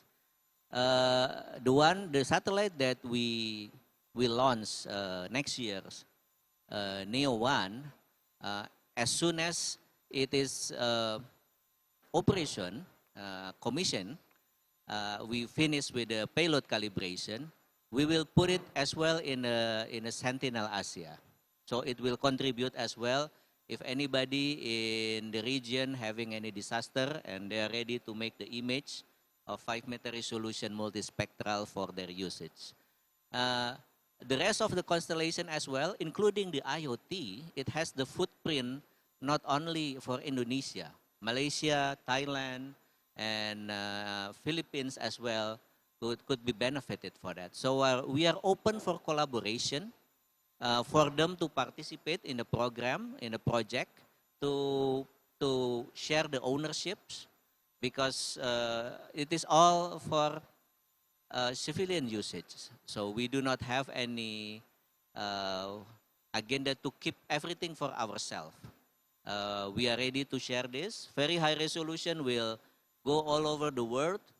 That is one of the option, was to have it into PPP project, public-private partnerships, because outside of the area of our interest, outside of Indonesia, it could take images to be sold to the global market. So there is chances. The Bappenas open the option of this private participation, not only for Indonesian company, also for international companies to come and participate in this. The main thing that we wish is that the satellite ownership will be Indonesian, registered. The satellite registration will be Indonesian. So it will be an Indonesian asset, and but the ownership, as far as the equities, of course, we can have many discussion on the model, should any party is interested. Is there any more questions from the floor? Okay.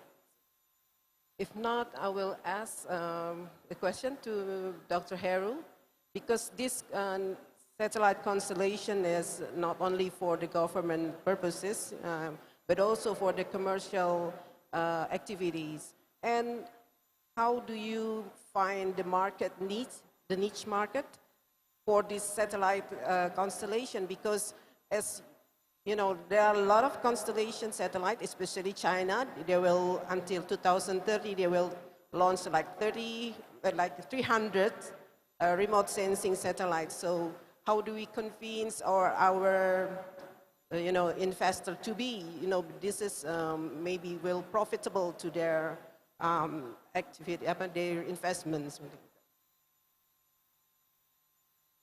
Actually, that question may be more appropriate to Pak Gunawan as the private Yes, people. you can Where to answer find too. the niche market for it? Because Indonesia is more, BRIN is serving mostly for government users.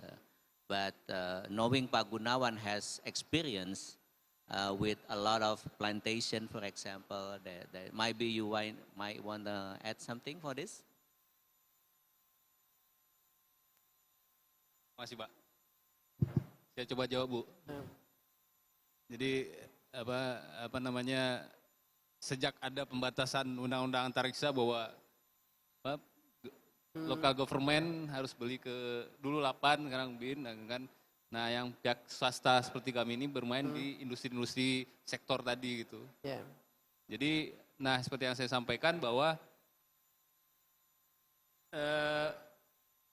tidak bisa satu sumber data ini memenuhi satu kebutuhan data lain gitu Pak, memenuhi satu AOI klien gitu. Jadi kita harus banyak bekerja sama dengan sumber-sumber data lain. Nah, itu salah satu konstelasi kami Pak sebagai pedagang Pak, sebagai konsultan lah gitu untuk penyediaan data.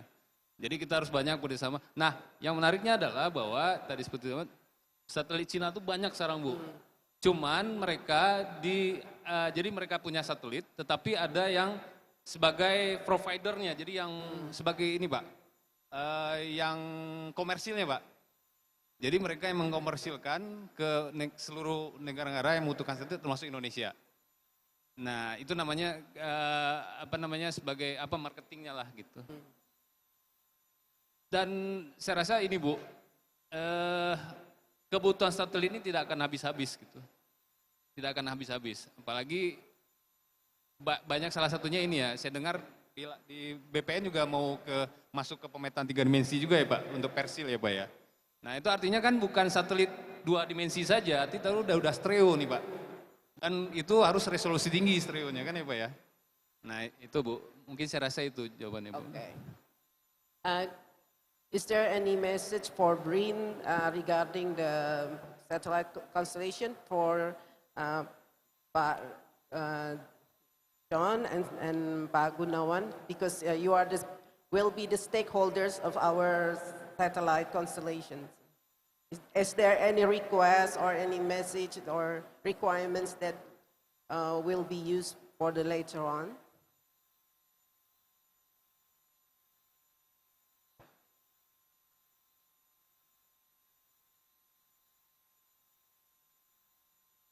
Bisa diulangi Bu?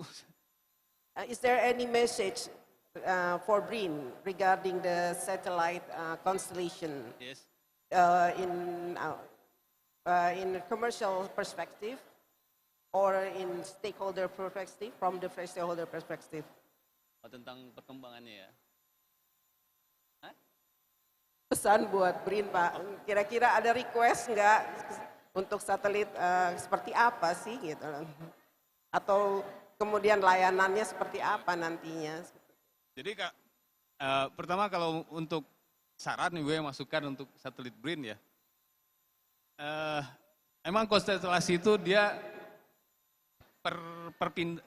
pertukaran satelit cepat Pak. Tetapi yang perlu diingat adalah pertama bahwa dia kembali ke orbit yang sama itu butuh hari kan Pak. Jadi itulah challenge-nya situ Bu, tantangannya situ. Jadi yang namanya revisit cycle-nya itu kan Pak. Kalau revisit time-nya itu kan per hari bisa satu per ini. Nah itu yang kami temukan di pelayanan data Pak. Jadi belum tentu dia satelit itu hari ini lewat di sini, besok lewat di satu titik lagi enggak. Cuman dia akan balik kayak Airbus misalnya, Spot tuh 26 hari sekali Pak, dia balik ke titik yang sama gitu. Nah, walaupun dia kadang-kadang memaksakan di orbit yang lain untuk mengambil ke titiknya itu, akhirnya datanya oblik dan itu tidak bagus, apalagi untuk RDTR atau RTRW atau mungkin untuk mapping pemetaan dasar gitu Pak. Karena dia oblik gitu dan auto rektifikasinya nggak bagus gitu. Dan mungkin blur gitu ya. Nah, yang menarik sini kan kayak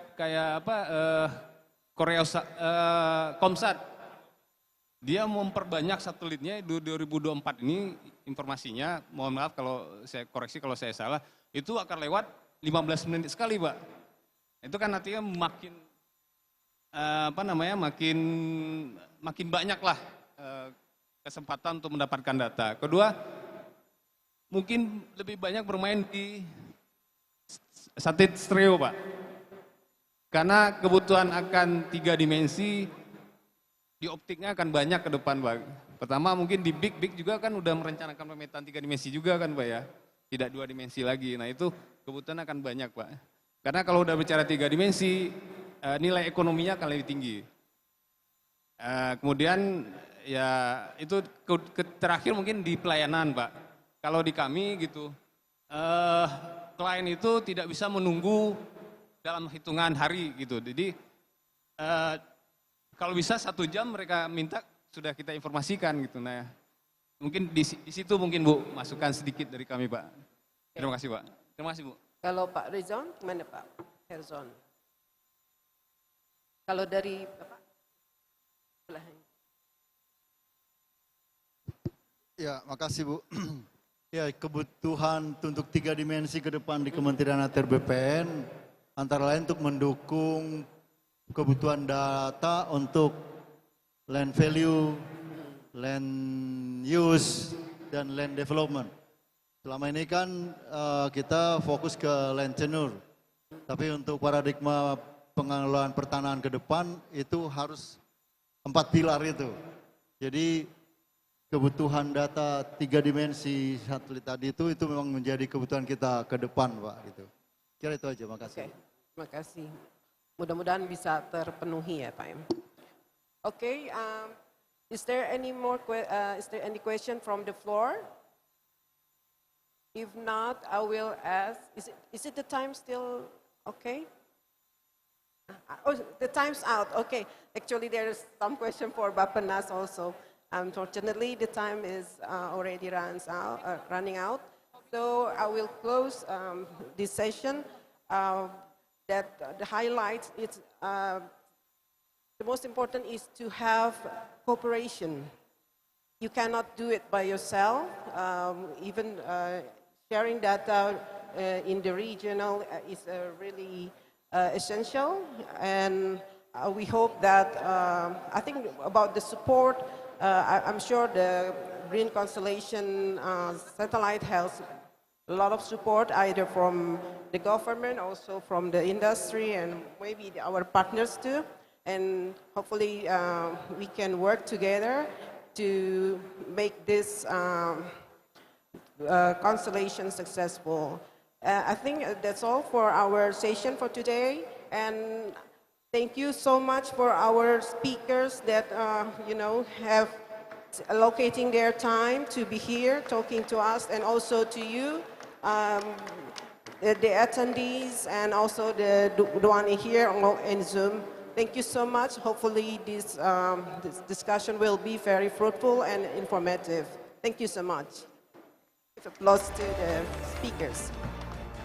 Thank you for our moderator and speakers. Very much A very insightful discussion. Can we have more applause maybe for our moderator, speakers, and all of us here? But do not yet leave the stage as we are about to share symbol of appreciation for the moderator and speakers here. So we can gather in the front side of the stage.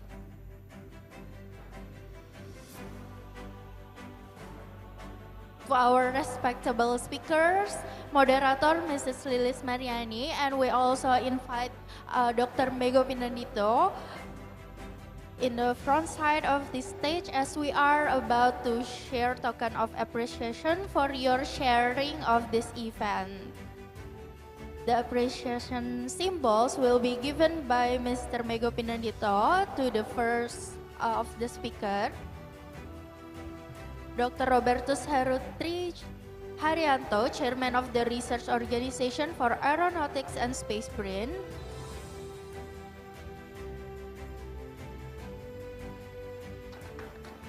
And then to Mr. Herjon Panggabean from the Ministry of Agrarian Affairs and Special Planning.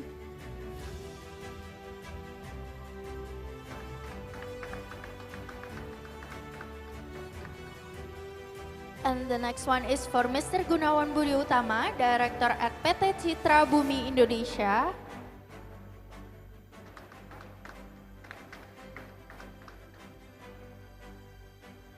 And the next one is for Mr. Akira Kosaka, APRSAF Executive Committee Co-Chair Director.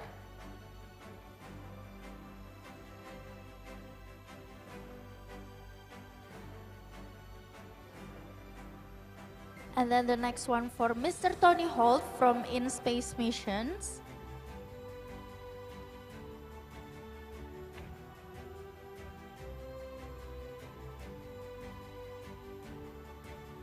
We are also going to give symbols to Mr. Ade Faisal on behalf of Mrs. Andri Maria from Ministry of National Development Planning Indonesia that had joined us through Zoom online. And then the last but not least, we also give our appreciation symbol to our moderator today, Mrs. Lilis Mariani from BRIN.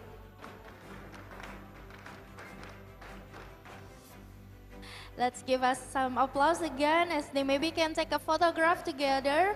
We also cordially invite Bapak Rudi Arifianto as a Secretary Deputy.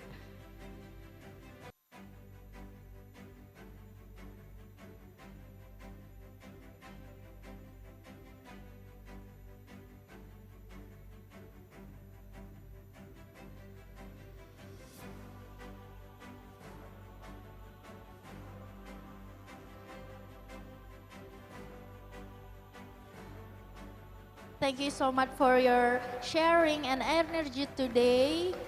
Please have a comfortable seat. So, ladies and gentlemen, what a remarkable morning it has been. We are so filled with gratitude for shared insight and connection that enrich this event.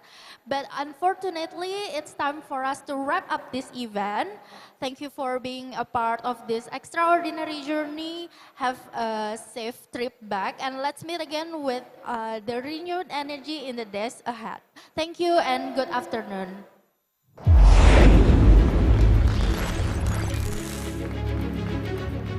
Additional information for APRSAF friend.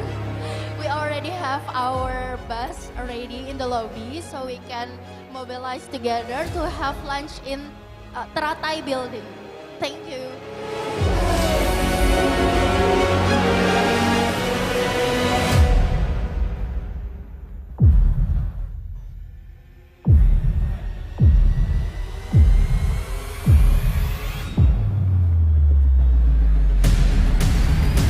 Recording stopped.